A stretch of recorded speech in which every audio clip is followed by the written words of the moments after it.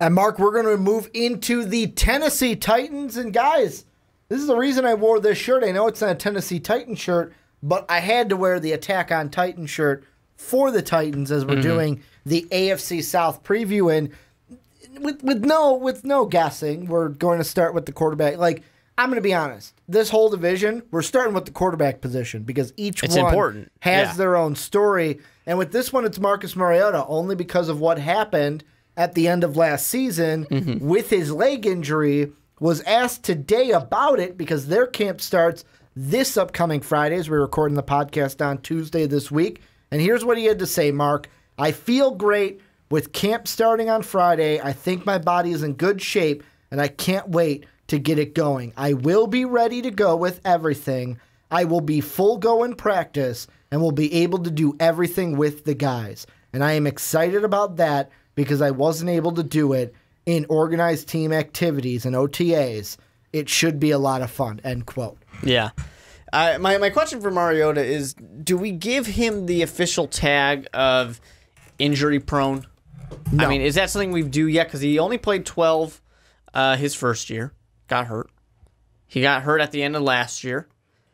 Is he going to get hurt again this year? I don't know. Last year, to me, last year's injury, though, was like a Tom Brady injury. Like, remember when Tom Brady was out for that full season? Oh, yeah. The only reason he was out was because, I want to say it wasn't Houston, but the defensive end coming around hit him in the knee weird, and he just went down. That was the same thing that happened similarly with Jacksonville. It was just one hit on the knee, and it didn't feel right from there on out. But 100% of his seasons, he's been injured in the NFL. Now, I know there's only been two. It's only been two. That's a fun game you can play with statistics. But I'm not even saying that. I'm saying last year's was so far at the end. It was. To where it was like... It was at the very end, but he still got hurt. I know, I get that, but I'm not ready to call him injury prone because he was able to contribute last year, and it was just that one game. And it was, like I said, that one thing where he doesn't get hit like that. If that happened in week 6, it was a season-ending injury. Then it's a different story. So I think that we're going to see a lot out of Marcus Mariota. That's going to answer a question this coming year. If he plays all 16 games, fantastic. If he gets hurt in, week 10 or something like that, there's going to be concerns in Tennessee about the longevity of Marcus Mariota. And some of those concerns, of course, being that the guy, I don't know if we should call him a mobile quarterback, but being a more mobile quarterback than most. Okay. Those are always concerns there. But Mariota... And if he goes down, he's got the ultimate replacement behind him in Matt Castle. Of course. That guy knows how to get it done. But, Mariota is a very impressive quarterback. He's a guy that we have a lot of promise and a lot of hope for in Tennessee. I mean, there was a huge debate with him and Winston when they were coming out. If I remember right, I was the Winston fan. You were the Mariota fan. I was the Mariota fan. I still am. And they both have been proving to be very good so far in the NFL. Mariota doesn't make a lot of mistakes. He put up pretty good touchdown numbers last year. Not amazing, but he did pretty well. And this is especially for a team that has one of the better running games in the NFL last year. So you just kind of look for those, and you looked at this team and thought last year, what were they missing? Well, they were missing passing weapons. I mean, they were missing these pass catchers, wide receivers. What did they do? They went and they got themselves some wide receivers. Yeah. So this is a team that kind of said, all right, we need to fix this. We need to give Mariota the weapons. You get him Corey Davis. You're going to go ahead and get Eric Decker, which I really like Eric Decker. Rashard Matthews, I like this as well. There's definitely some value here. They improved this passing game for Mariota. This team, I have a lot of hope for in this coming year. No, I really love this team. And as of right now on this, like looking at the schedule, looking at everything, I have this team at about a 9-7 at this point. This is a team, though, where I tell you, check back to our official predictions. This one could be different. And the only reason why I have them at 9-7 right now is because I need to see Mariota post-injury. After Friday when camp starts and I see him in some preseason, maybe if I see him in some preseason games and activity, I need to gauge what's going on a little bit. Because the first 4 games, I'll be honest, all losses for me right now. Raiders, Seahawks, Texans, and that Jag one on the road is the iffy one. But those 4 games, if you don't have Marcus Mariota at near 100%, those are losses. Those are teams that are going to come to play. And the I would love it if the Jaguars and Texans were at home and the Raiders and Seahawks were on the road, because then I could say, okay, you could win those divisional games, but because of where they are, Raiders and Seahawks, I don't care if it's home away, I'm giving it to the Raiders and the Seahawks. Yeah. And then the Texans and Jaguars, just because they're on the road, you're going to need Mariota big at the beginning of the season. So I think this could be a year for the Titans because of that injury. Struggles the beginning, everything clicks in, and then they finish strong end of the year. Yeah, you look at this team last year, and the passing game didn't blow anybody away. It was slightly below average passing game. Although they weren't making mistakes, which is good. Hey man, just don't turn over the football. You'll be okay. It helps. The running game, like I said, one of the best in the NFL last year. And it should be with Derrick Henry and DeMarco Murray. Oh, for sure. And this coming year, we're really excited for that. The defense was a little below average, but nothing terrible. I mean, any Tennessee Titan fan's going to complain about the defensive backs, and they'll complain until you stop them from complaining, and for good reason. They fucked some shit up last year. They messed up some games that the Tennessee Titans probably should have won. But, you look at something that I love to see is how many points did they score and how many points did they give up. And it was just about even. For every point they scored, they probably gave one up. And that's the thing where you address that on defense. You get more weapons, hoping to make this a more high-powered offense, while hopefully being able to address that, especially in the secondary, because they definitely needed to fix some issues there. But this Tennessee Titans team, I have high hopes for them this coming year. Much like you, early on, I have them as a playoff-bound team without giving too much away just yet because things are probably going to change. But I have them as a playoff-bound team. I have them as a team that should go far. I mean, how many games last year were one possession for the Tennessee Titans again? On both sides, wins and losses. I mean, you look at it, and I'm just going to name a few of them. They beat the Detroit Lions by 1 point. Lose to Oakland by 7, lose to Houston by 7. They beat Cleveland by only 2 points. Indy was a 1-point game. You had San Diego 1-point game. You've got Indy 1-point game. The Bears were a 1-point game. Denver and KC 1-point games. And then you also have Houston and Jacksonville 1-point games. I believe they have 9. Houston, Jacksonville's loss was not a 1-point game. Yeah, 9 games, win or loss, were 1-possession games. I mean, this is a team that is right there where if that secondary is a little bit better, if a mistake doesn't happen, if luck just turns the opposite way for them, they would have been a playoff team. And of course, Mariota would have. It would have been nice to have him not get hurt as well, play the full season, even though he just really missed 1 game. But this is a team that is just right there, and that's why they can go and they can win the division, because Houston's got a new quarterback. Blake Bortles has a lot of questions, and that whole Jaguars team, even though on paper they look good, they don't always perform the best. When you look at Andrew Luck and his Colts, this is a team that has, in the past couple of years, underperformed as well. So you can get out in front, and you can dominate, and you can take this division. You can make it yours.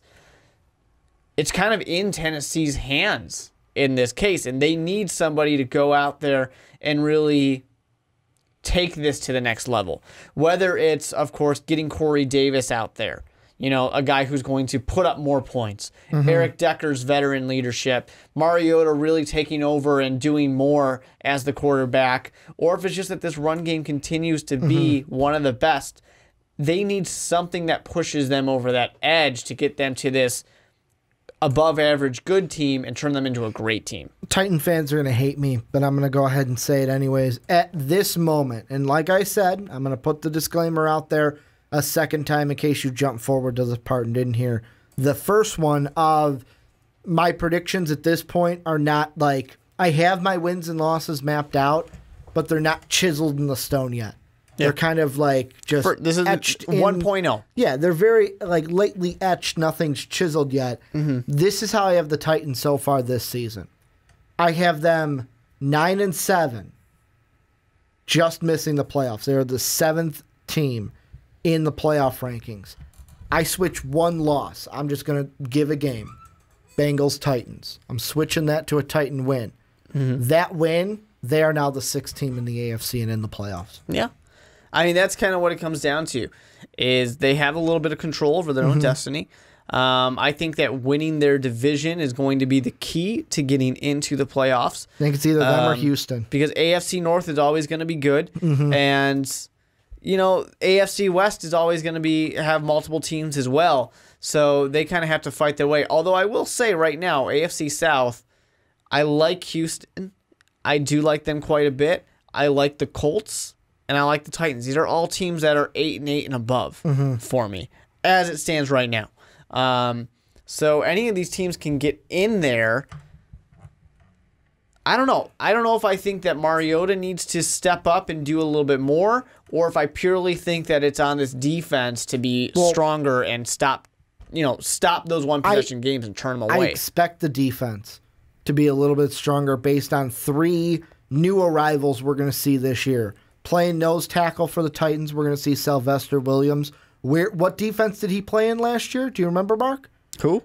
Sylvester Williams? He was in the AFC West. I'll give you that hint. He wore orange. I'm going to get, if you're saying he's wearing orange, I'm going to say the Broncos. He came from the Broncos, a very good defense. Another guy, Logan Ryan. Do you know where he's coming from?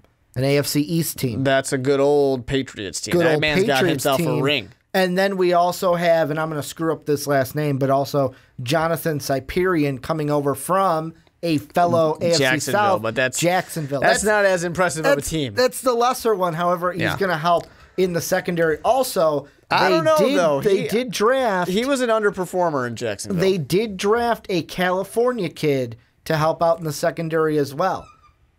A guy from USC and Adoree Jackson. I don't know how much expectation they have for him. As a second stringer, as like a nickel, like not a nickel guy, but you know what I mean, a second string kind of a cornerback, I think he can contribute. I don't think he's going to be the one to blow off the doors and be the starting corner. The disappointing thing for Tennessee fans is just that, there wasn't that big splash that they got. I mean, they probably feel the same way that Chicago Bears fans felt of, we missed out on some of those big guys. And sure, you're glad you didn't waste a ton of money on just one guy. You mean free agents? Free agency-wise, yeah. For one of those corners, but... Because I was going to say, their first-round pick, man, that Corey Davis pick, I love. No, I'm talking about corners specifically. Corners and safeties. Because so you're talking like the Bouye's and because that's where the big issue was for Tennessee's defense last year is those guys made some dumb mistakes. And... if you want any example, and they won the Chicago game, but they almost lost to Matt Barkley. They almost lost also to the Browns. Like I said, the Browns game was only a 2-point win. Yeah. It was only a 2-point win for the Titans. So in that sense. There was some near heartbreak in Tennessee last year because of that secondary. And they really, really, really wanted to get one of those big name guys. They missed out. And they kind of have to hope that it's not going to bite them. No, I think this defense should be better. My main question for this team is in the first 4 games. It's how is Mariota going to be starting week 1? Because right now, and like I'm saying, a huge asterisk and a disclaimer of I have not seen him on the field yet. Like he even said, they don't start camp till Friday, and he wasn't able to participate in OTAs. I need to see him on the field before I give you guys wins in any of those first 4 games. And spoiler alert, it's not going to be the Seahawks or the Raiders. Because I am very high on the Raiders this year. And the Seahawks are just a great team. And I don't think the Titans have it in them right now to win that game. However, any last things you think we missed on the Titans before we move on into the Texans? No, I mean, I'm very excited to see the continued progress for Marcus Mariota, especially with Corey Davis. I like Corey Davis a lot. He was my favorite wide receiver coming out, so I'm excited to see him. I'll ask you this then. Put put a yes or no. Actually, no, not a yes or no. Give me a percentage. What percentage would you put on Corey Davis as a 1,000-yard receiver in his first year? It's 1,000-yard receiver in his first year. About 80%. Percentage on him being the rookie of the year, because I'll go 85% on that one. I think he will be the rookie of the year. I do not believe that he will be. Who do you think's going to? Do you think Trubisky? Is that who you're leaning towards right now? Trubisky 100%. No, I think Deshaun Watson has a very real chance. Good point. Yeah. Good point. One of the when you're a quarterback in the league, we're going to talk about him next. Corey Davis, though, I think will be one of those guys that we do talk about when we look at rookie of the year. And I'm very high on Corey Davis. I'll be honest. I like him. There's a little bit of bias there, but this is where you guys come in. Let us know down below. What do you think about this team coming into 2017? The offense, the defense, really Marcus Mariota. How do you expect him to play coming back from his injury that he sustained week 16 of last year's season? Let us know down below in the comment section.